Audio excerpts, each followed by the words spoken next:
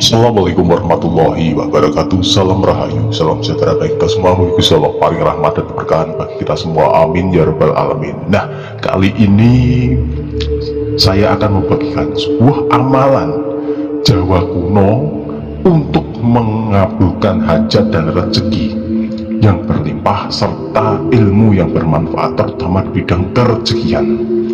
Nah, amalan apa itu? Kita bahas.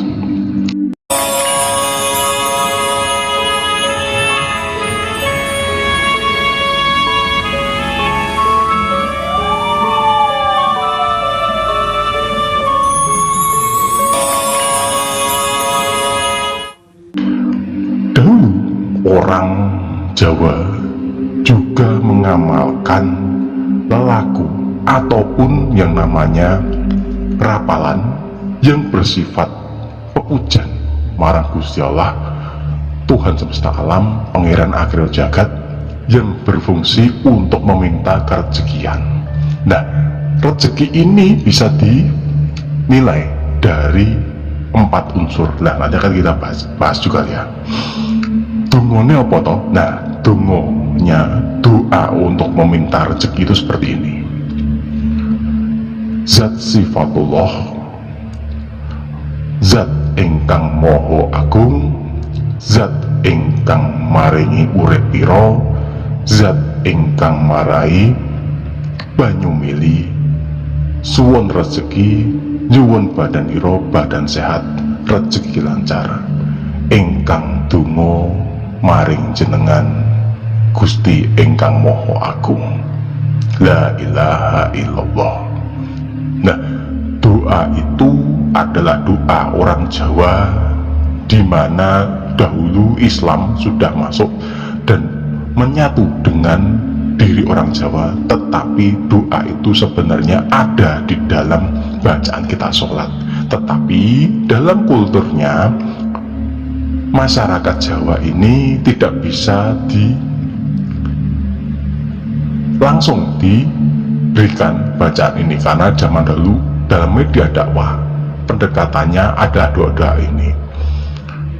Duh Gusti Zat Sifatullah, ini adalah hati kita menyatu dengan pangeran, bahwa pangeran atau Tuhan Allah Subhanahu wa Ta'ala ini adalah satu. Ingkang paring rezeki ini pasti, karena rezeki ini milik dari Gusti Allah, bukan yang lain. Kita meminta itu dan meminta kepada zat yang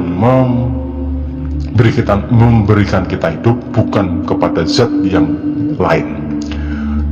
Dan nantinya kita tunduk seperti ilineng kali, ilineng banyu gitu. Manut kersane Gusti, di samping kita harus bersyukur. Nah, itu intinya kepada itu aja lafal doa orang Jawa. Terus lakunya apa? Lakunya adalah zaman dahulu ketika membaca doa itu, kita di tengah latar, setelah jam 12 kita baca sebanyak 100 kali, dan nanti berjalan selama 11 malam berturut-turut, tidak boleh putus, jamnya harus sama, di tengah latar dibaca itu. Nah, itu orang Jawa ya, tetapi dalam konsepnya sebenarnya sama seperti orang Islam. Itu sebenarnya kalau dilihat dari hakikat ilmunya, sebenarnya sama dengan bacaan Allahumma firli warhamni wahdini wa'afini wa'zubni. Nah, kok itu bacaan di tasawuf, Mbak? Nah, iya, memang artinya itu adalah, ya Allah, ampunilah aku, kasihanilah aku, berilah petunjuk kepadaku, selamatkanlah aku, dan berikanlah rezeki kepadaku. Intinya itu. Padahal orang Islam itu sendiri kan setiap sholat itu ada satu, minimal 2, kalau subuh itu 2 tahiyat itu mesti membaca ini. Dan pasti tidak ada yang lain kecuali memang Allah Subhanahu wa Ta'ala mengijabahi. Nah, insya Allah rezekinya akan lancar. Tetapi dalam konsepnya orang Jawa dulu, agar membuat orang itu istiqomah, berkesinambungan dengan menjalankan itu. Padahal zaman dahulu, jika sudah masuk agama Islam, sudah nyantri, itu biasanya sudah tahu apa yang namanya sholat malam ataupun tahajud. Bangun jam tengah malam di luar itu sebenarnya sama dengan kita bangun tengah malam untuk tahajud, membaca ini, donga ini, Allahumma firli warhamni wajburni warfa'ni wazukni wadini wa'afini wa'fu'ani. Itu gak komplitnya, tetapi orang Jawa itu seperti ilining banyu. Ya Allah seperti banyu ini, ya manut kesan Gusti. Karena konsepnya kita manut itu adalah konsep syukur kita kepada Allah. Barang siapa kita memperbanyak syukur, insya Allah rezeki kita akan diperlancar, dipermudah oleh Gusti Allah. Itu janji Allah dan itu sahih. Nah, tetapi di sini kita tidak tahu zaman dahulu ketika orang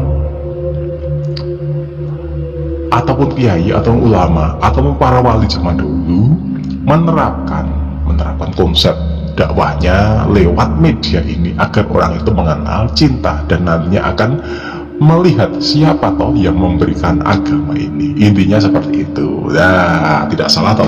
Nah, perkara nanti doa dan amalan atau rapalan itu diijabahkan dalam konsep lain, wallahu alam. Monggo jenengan persani piyambak. Apakah itu benar, apakah itu bid'ah, apakah itu di luar, apakah bahkan sesat. Karena itu adalah amalan di mana kita mengenal zat yang memberikan rezeki, tentu saja adalah Allah Subhanahu wa Ta'ala, Pangeran Akarya Jagat, yang kita kenal sebagai zat yang memberi apapun termasuk rezeki. Kita baca itu, insya Allah rezeki kita yang seret jadi lancar. Tapi bagaimana jika amalan itu kita baca ternyata tidak seperti yang kita bayangkan? Sudah tengah malam kita bangun membaca itu dan ternyata tidak seperti yang kita bayangkan. Kita harus kusnudon kepada Gusti Allah. Mungkin rezeki kita belum diberikan, belum dijabahkan, mungkin rogo kita masih reget. Kita harus memperlebar raga kita ibarat gelas, siapkan dulu wadah agar nanti yang masuk itu bisa menampung lebih banyak. Intinya seperti itu. Perbanyak rezeki dengan sedekah, perbanyak dengan bersyukur, perbanyak dengan amalan-amalan lain, menghindari maksiat dan menjaga pandangan dari hal-hal yang bersifat kemaksiatan. Insya Allah nanti rezeki kita akan dibukakan pintunya. Ingat ya, pintunya bukan jumlahnya, karena semua sunatullah dan sunatullah memiliki ketentuan sendiri secara ketentuan, bukan karena kita memohon dengan memaksa, tetapi Gusti Allah sendiri memberikan tentu dengan jalan dan ketentuannya. Sekian, wassalamualaikum warahmatullahi wabarakatuh.